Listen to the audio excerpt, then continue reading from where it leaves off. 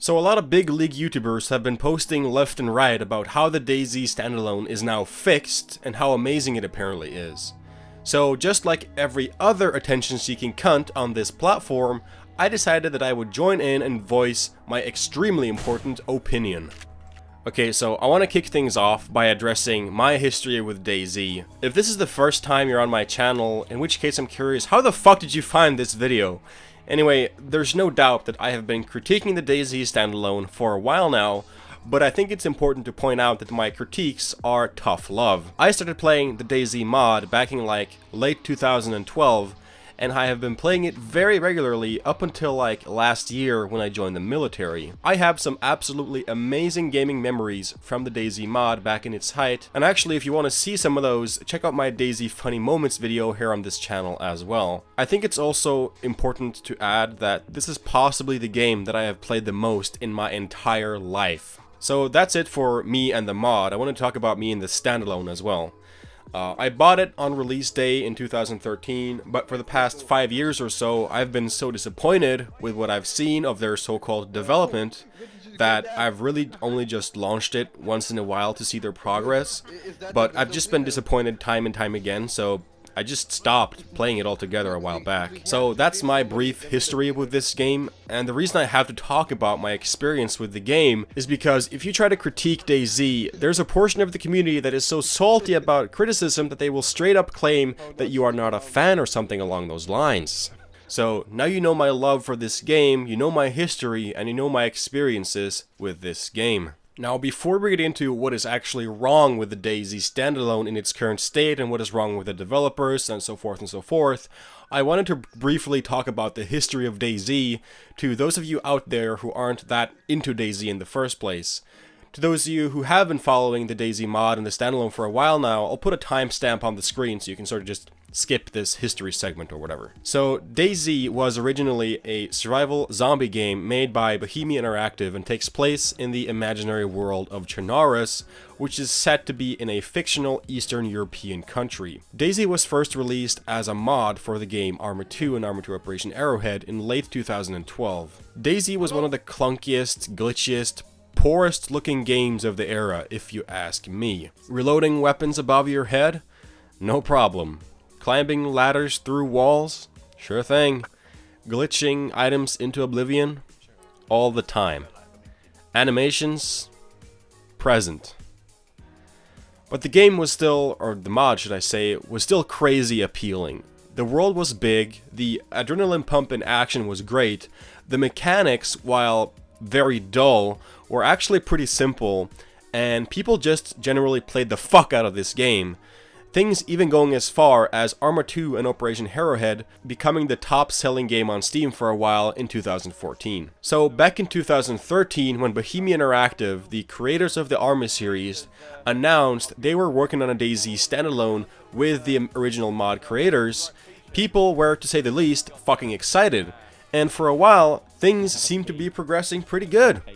The developers were releasing progress videos, and the people or the players seemed to believe that the game was being developed nicely. But a while after the release into early access, the communication from the developers seemed to fade, and very little progress was being made on the game in the eyes of the players. And when Dean Hall, lead developer and designer of the original mod and standalone, left, people started getting real worried about the progress in this game. And things just seemed to get worse and worse for the DayZ standalone as the player base dwindled below 8,000 peak players in 2017 and below 3,000 in October of this year. Things started to look, well, terrible. On top of the player base completely dwindling out and dying, the developers started to get real salty with their former fans, even blocking some big league YouTubers who had their careers spawned by the mod in the first place. The reason for the DayZ player base dying is pretty obvious. The game had so little content compared to the mod, and the developers continuously pushing out more and more hardcore game mechanics, making the game less fun to play for most players. Like, it was probably easier to climb Mount Everest than survive in the game in its .60 update or whatever. And with other games like PUBG offering much of the same in a more time-sparse manner, it's no surprise that the player base was leaving in huge numbers, as nothing was being done to bring their favorite game back. DayZ had become what a lot of fans did not want, a super hardcore survival game, which with each day was becoming more and more distant from its DayZ mod little brother. So I think it came as a genuine surprise to a lot of people when they actually released the DayZ standalone out of alpha this December. I had honestly never expected to see the day where this game would be released into beta after all these years. And boy, all the people who used to play DayZ, they sure noticed, as the player numbers skyrocketed, giving a player increase of 71% with the free weekend included. So what's changed now from a few years back when the standalone started dying?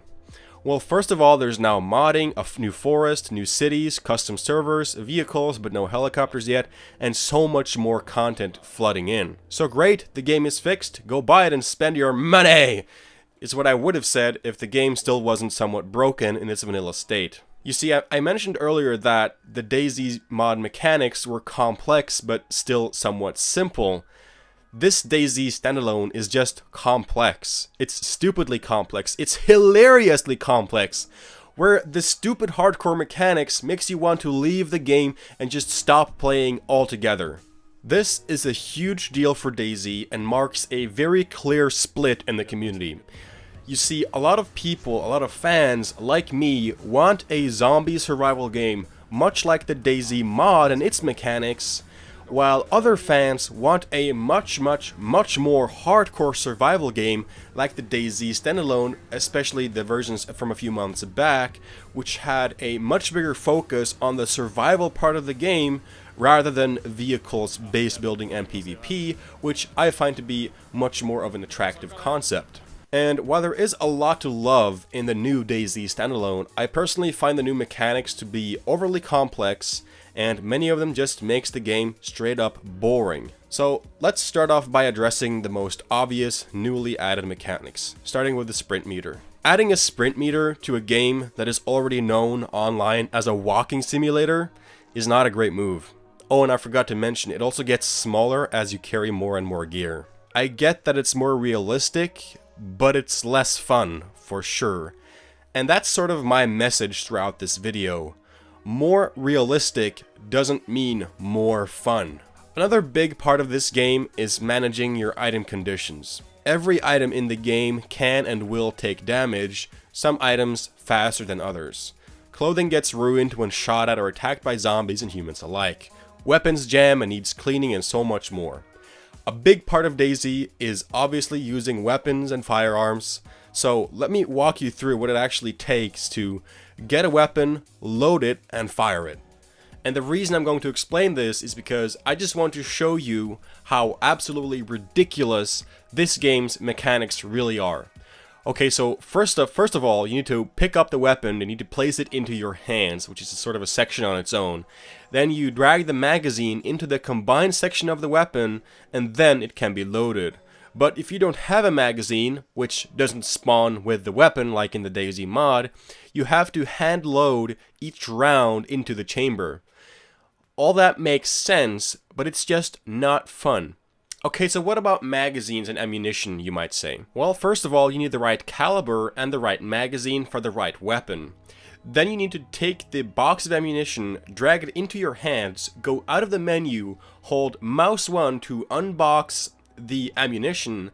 Then you need to go into the menu again, drag the ammunition back into your inventory, put the magazine into your hands, drag the ammunition over to the combined section of your weapon, or your magazine, then go out of the menu, hand load, hold mouse 1 to hand load each individual round into the magazine, then you drag the magazine back into the inventory, then you can drag the weapon back into your hands, and then you can drag the magazine into your weapon, which will then be loaded. Sounds like fun, right? But that's nothing. Let me show you how to load a shotgun or a Mosin Nagant. First of all, these weapons have internal magazines, which means that they're a part of the weapon. You can't remove them, essentially. So first up, you put the weapon into your hands, then you drag the ammunition into the combined part of the weapon, then the character will load the first round into the chamber automatically. Then you need to go back into your inventory menu, then repeat the process by dragging the ammunition into the combined part, and you need to keep doing that over and over and over again, reopening the menu, closing the menu, reopen the menu, closing the menu, reopen the menu, closing the menu, until the internal magazine is full. And I haven't yet mentioned that both the Mosin and the shotgun needs to be manually loaded after each shot by pressing R as well. And these mechanics are just so tiring, and they're not only limited to weapons and ammunition as well. Vehicles have them also. The first thing you'll experience is that vehicles brake extremely fast. If you bump into anything other than zombies at like 25 kilometers an hour or faster, the car will brake and you cannot fix it, no matter what. Oh, and they despawn with loot inside of them. That also counts for tents, by the way. So if you break your tent, or if you break your car, they will despawn after a very short time, and you can't fix them. There's no way to fix them. Even if every single part of your car is in pristine condition, if you bump into anything, the car's condition will be ruined and you cannot fix it. So the only way to take care of your gear is just to drop it all on the ground. That also goes for the car parts. If you just take all the parts off the cars and leave them in a pile of the road and pick it up later, you'll be fine, but it makes absolutely no sense.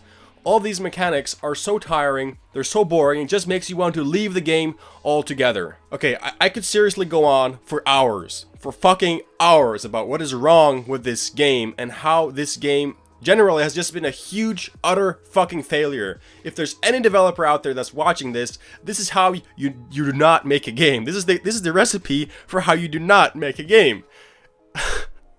But I also want to give praise and talk about what's good about this mod.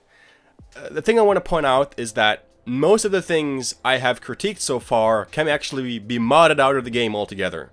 Since mod support now has finally been added after so many years, you can do that.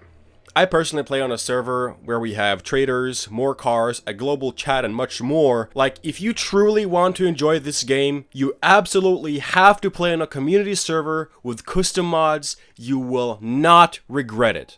We have traders, more cars, build anywhere, and a lot of other upgrades on the server that I play on that I think personally makes this game actually worth playing, because right now in its vanilla state, I just don't think you'll have that good of a time. Okay, let's move on and talk about the good progress that they've made on this game, because there is actually a lot of that too. First of all, the game runs very smoothly. I've never had any serious lag or major interruptions while playing, other than maybe on like one occasion. I've experienced no crashes or anything like that. The graphics are great. The new revamped in-game forest looks amazing. The new cities are cool. The gunplay feels nice, although sometimes the netcode have been giving us some weird interruptions in PvP where you lag around a lot, but generally it's great as well. The zombies look cool. They don't glitch around a lot like they used to back in the day.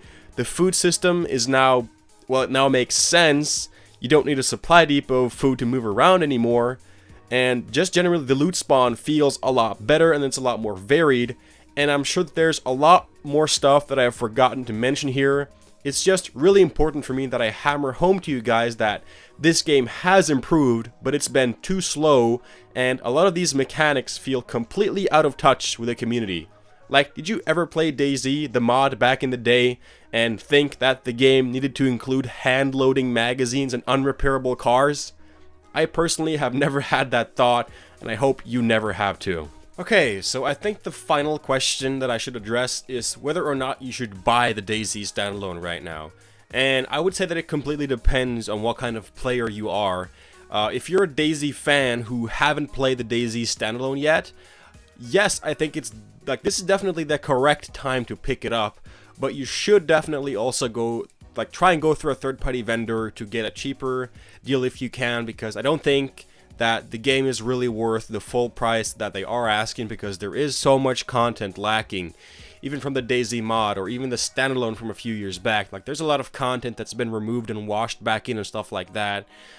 If you're not a DayZ fan, I think that you probably shouldn't buy this game, simply because I believe that DayZ has already appealed to its market. You know, there's simply a finite amount of people who are interested in this genre and in this game, and if you're only finding out about DayZ now, I don't think that you'll truly enjoy this. I also believe that, you know, like the new generation of gamers out there are looking for something a lot more fast-paced, and I don't think that DayZ is the answer to that, but it's obviously something that you'll have to consider completely on your own. Okay, so that was a lot more ranting than I thought I would do for this video, but after this game taking this many years and nothing that has been done to this game feels truly like the way things should have been done, it's just hard to feel anything positive about this game at all. But I also want to say that if you're already someone who owns the DayZ standalone and you haven't tried it since the beta release a couple of days ago, you definitely should go out and try it. It's definitely worth trying out if you have a few hours on hand. The game now generally is a lot more, like now you can actually play this game properly. A few months back I would say this wasn't even a game worth your time, but in its current state it is worth playing and you can have some fun here. Especially if you use some of the community mods, which are being released by a lot of very talented people out there. So I don't really have too much more to say about this topic. I think that this game has been an utter fucking failure. But if you're on the limb or considering this game, I think you should try it out. Just don't expect great things, to say the least. So yeah, that was pretty much it. If you enjoyed this video, you can do the typical YouTube stuff of subscribing and liking and all that kind of stuff. You can also hit me up on Twitch. I stream there sometimes, and if you enjoy this type of content and you want to see stuff like this live, you can check it out. It'll be in the description. Thank you for watching. Thank you for stopping by. I really appreciate it. I'll see you around whenever that is. Take care and goodbye.